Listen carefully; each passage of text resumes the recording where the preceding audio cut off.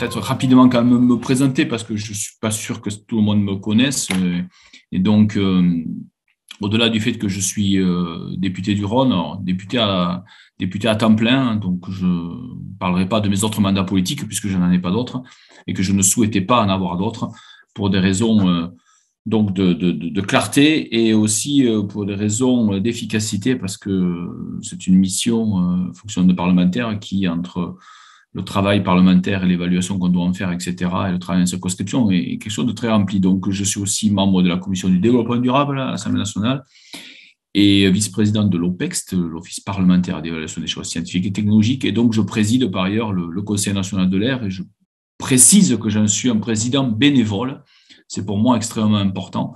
Et donc, dans ce Conseil national de l'air, ils sont représentés bien sûr les ASCA, et bien sûr, tout le monde donc, qui travaille autour des questions de pollution de l'air, intérieur, extérieur, aussi bien le monde de l'industrie, le monde des associations environnementales, évidemment l'État, ça va de soi, les services de l'État, les collectivités, on a aussi le monde agricole. Donc voilà, et tout le monde essaye de travailler de manière à faire en sorte qu'on puisse donc trouver des solutions pour améliorer aussi bien la qualité de l'air intérieur et extérieur.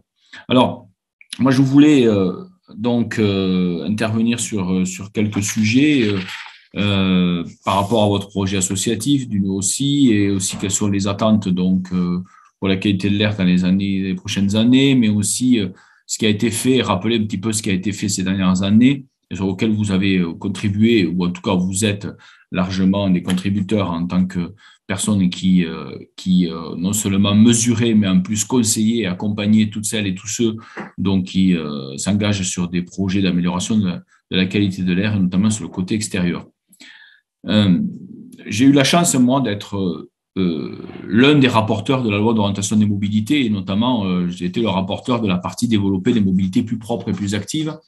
Et j'ai suivi ça ensuite sur la loi climat-résilience. Et donc, dès la loi d'orientation des mobilités, nous avons mis en place, dans le volet dont je m'occupais, le principe des zones à faible émission mobilité, qui font beaucoup parler, qui parfois peuvent être problématiques quand elles sont, de mon point de vue, déployées de manière trop rapide. Alors certes, on a donné un outil aux collectivités. Cet outil qu'on en a donné, c'est un outil merveilleux, aussi pour rattraper un retard par rapport à d'autres pays comme l'Allemagne ou l'Italie, mais c'est aussi un outil qui va nous permettre donc d'engager vraiment la réduction des émissions d'oxyde d'azote donc liées au transport, comme vous le savez, à énergie fossile.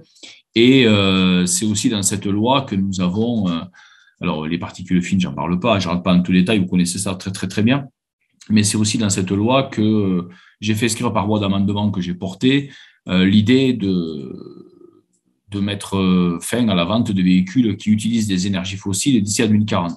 J'insiste d'ailleurs sur un point, c'est bien qu'ils utilisent des énergies fossiles et non pas les moteurs thermiques. Ce n'est pas du tout ça qui est écrit dans la loi. Il n'y a pas écrit moteur thermique, comme malheureusement le disent beaucoup de personnes.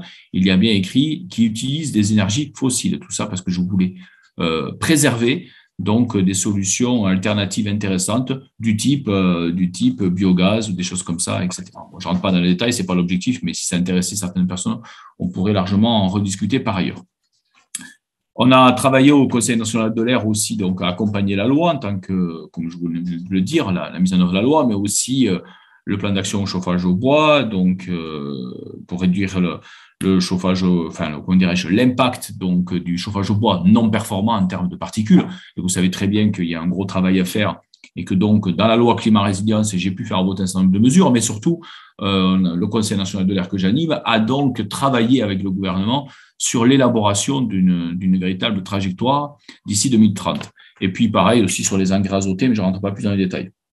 On doit beaucoup avancer encore sur tous ces sujets. Il y a évidemment la réduction de l'exposition de chacun de nos concitoyens donc à la pollution, notamment sur la qualité de l'air intérieur comme sur la qualité de l'air extérieur. C'est l'objet de la proposition de loi que j'ai déposée il y a quelques semaines.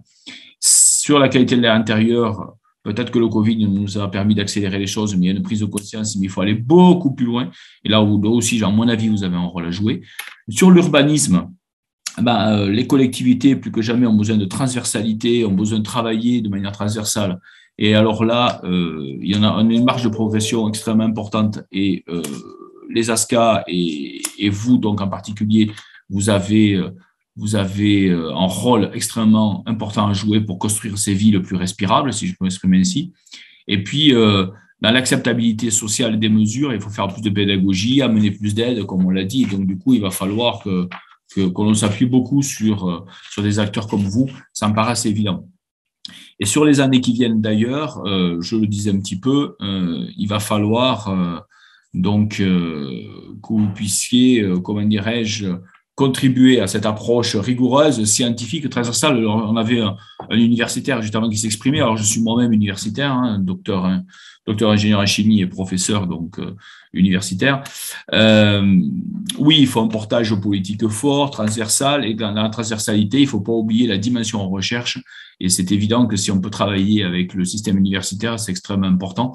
Ça me paraît même fondamental. C'est d'ailleurs la raison pour laquelle je souhaite que le Conseil national de l'air évolue et se voit attribuer un rôle d'orientation, enfin, comment dirais-je, de contributeur aux orientations de la recherche en France en matière de pollution de l'air. Donc, c'est des choses que j'ai proposées dans la fameuse proposition de loi.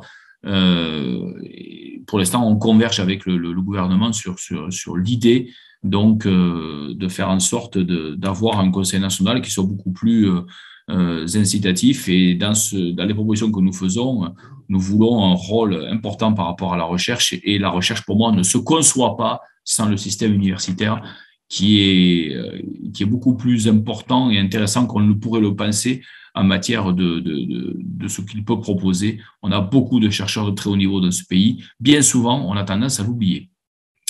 Moi, j'ai quelques attentes aussi européennes et locales, donc évidemment, parce que qui impacteront votre activité, hein, notamment les nouvelles normes, comment on va appliquer les nouvelles normes donc, que l'OMS a publiées en septembre dernier, avec donc des évolutions assez fortes à prévoir au niveau européen, et puis ensuite, je dirais qu'il va falloir s'en saisir au niveau européen, mais aussi au niveau français.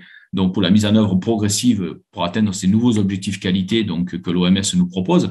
Vous savez qu'aujourd'hui, ces objectifs qualité, si on les applique stricto sensu, il n'y a que l'Islande qui les respecterait. Et donc, du coup, ça pose quand même énormément de questions sur tout ce qu'il va falloir faire. Et du coup, voilà ce que moi j'attends sur les années qui viennent et sur lesquelles vous allez, vous, beaucoup contribuer. Et puis, je pense que vous avez un projet associatif donc, qui est vraiment intéressant. Et pour moi, il y a vraiment deux sujets que j'ai un petit peu déjà évoqués et qui me semblent être fondamentaux. C'est que vous mettiez en avant la transversalité. C'est et ça, je sais que c'est quelque chose auquel vous faites attention. Et c'est pour moi fondamental. Il faut qu'on sorte un peu de cette vision toujours en silo, où on a d'un côté les questions de santé, les questions d'énergie, les questions de climat, les questions d'agriculture, etc.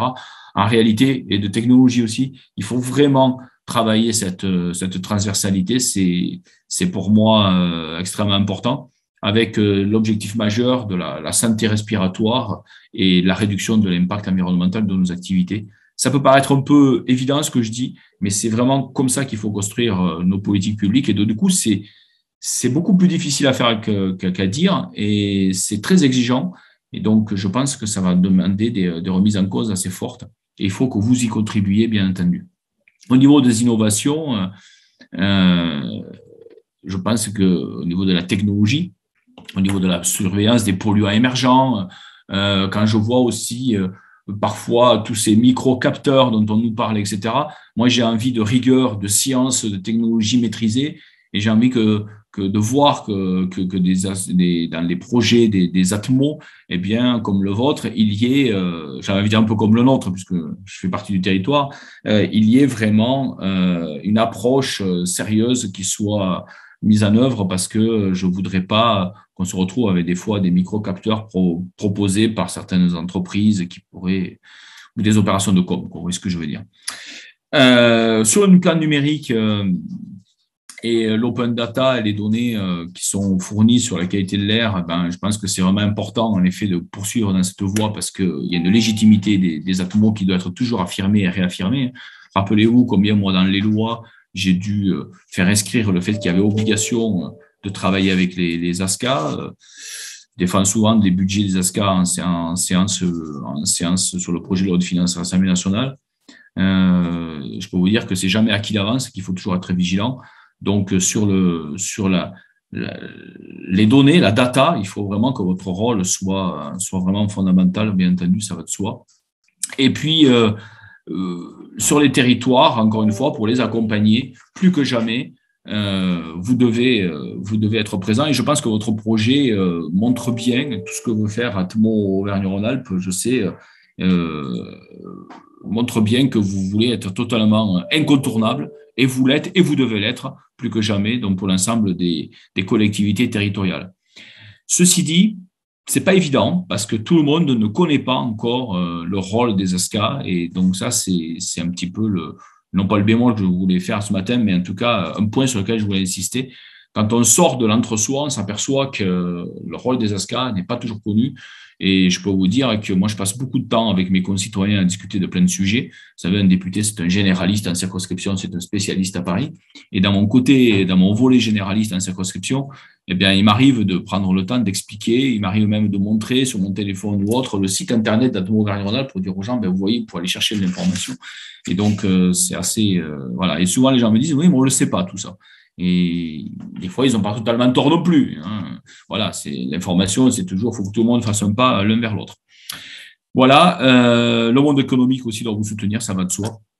Donc ça, je pense qu'il faut qu'il continue à le faire. Et puis, pour finir, je dirais que vraiment, dans votre projet, je sais que c'est fondamental, mais voilà, Atmo doit éclairer la décision publique, et notamment locale, bien entendu, par l'open data, on l'a dit, par l'évaluation, par l'ingénierie territoriale et l'information, qui sont des outils qui permettent de faire en sorte que les décisions soient fondées sur, j'allais le dire pour conclure, si je peux me permettre, je ne sais pas si je suis très clair, mais j'espère l'être en tout cas, faites tout ce que vous pouvez pour qu'on continue à avoir des décisions, qu'on prenne des décisions sur la politique territoriale locale qui soient fondées sur la science et non sur les croyances.